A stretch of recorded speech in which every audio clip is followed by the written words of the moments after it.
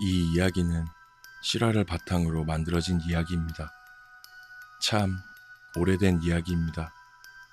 어리고도 어렸던 중학교를 다닐 때 있었던 이야기입니다. 저는 남녀공학인 학교에 다녔습니다. 제가 1학년 때 같은 반 친구 중에 따돌림을 받던 친구가 있었습니다. 이야기 듣기론 초등학교 때부터 따돌림을 받았다고 들었습니다.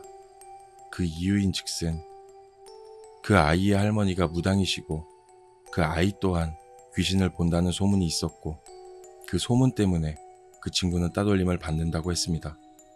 여자아이였는데 특별할 것도 없어 보였고 딱히 뭔가 보인다 이런 것도 없었지만 괜한 두려움에 저도 따로 말을 걸진 않았죠. 물론 누군가 그 친구를 괴롭힌다거나 하는 것도 없었고요.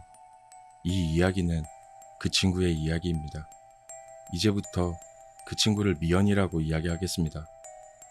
미연이는 쉬는 시간에 항상 혼자 책을 읽었고 점심시간이면 밥 먹고 바로 학교 독서실에 혼자 가서 책을 읽었습니다.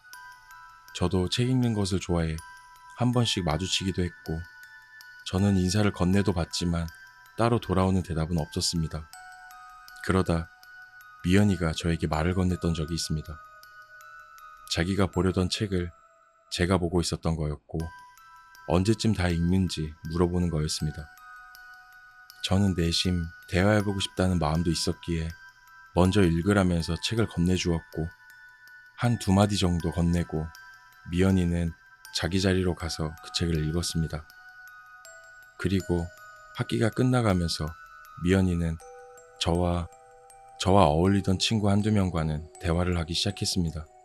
할머니가 무당인 것도 사실이었고 자기에게 신기가 있다고 이야기를 했지만 자기는 귀신 같은 걸 본 적이 없다고 이야기해줬습니다. 따로 어울려 놀진 않았지만 함께 밥을 먹고 독서실에 가는 등 나름 친해졌던 것 같습니다.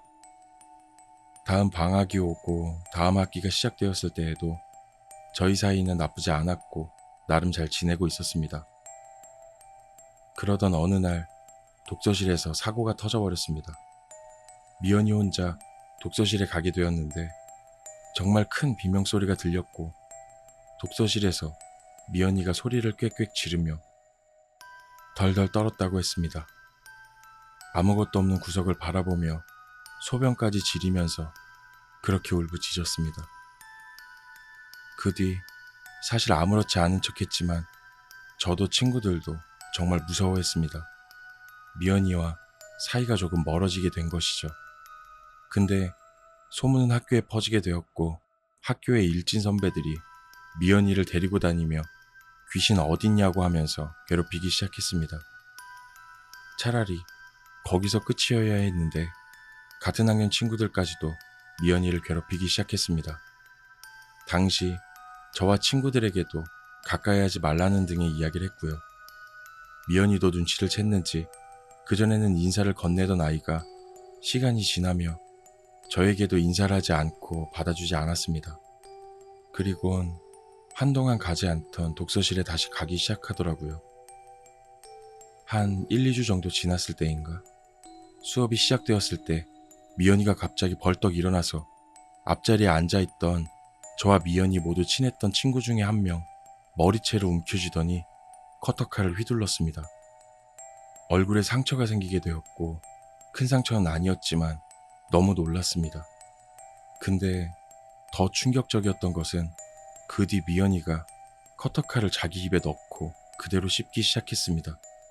입 끝에 피가 고여 흐를 지경까지 씹었고 선생님도 당황했고 모두 정말 당황했습니다. 그리고는 미연이는 그 자리에서 기절했습니다. 다음 날부터 미연이의 자리는 비어 있었고 짐은 어머니인지 할머님인지 되시는 분이 가져가셨습니다. 중학교 3학년이 되었을 때 동네에서 미연이를 만난 적이 있습니다. 밝은 모습이었고 저는 무서운 마음에 인사를 건네지 않았지만 저에게 먼저 인사를 건넸습니다. 그리고 들려준 이야기는 학교 독서실에 어린 무당 귀신이 구석에서 계속 춤을 추고 있었다고. 그게 보였는데도 독서실에 가지 않으면 눈치를 채고 자신에게부터 진짜 신내림을 받아야 될 것 같아 정말 무서웠다고. 그래서 안 보이는 척 억지로 독서실에 갔다고. 근데 그날은 어린 무당 귀신이 춤을 추는데 시선이 미연이에게서 떨어지지 않았고 계속 쳐다보고 있었다고. 그러다 눈이 마주쳤고 어린 무당은 춤을 멈췄고 그때부터 그냥 눈물이 막 나기 시작했다고 했습니다. 그리고 친구를 그렇게 했던 건 자기도 왜 그런지 모르겠다고.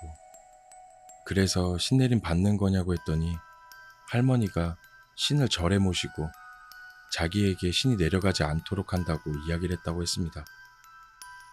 그리고 나서는 지금까지 소식을 들은 건 없습니다. 언젠가 꼭 한 번쯤 만나 어떻게 지내는지 한번 이야기해보고 싶네요.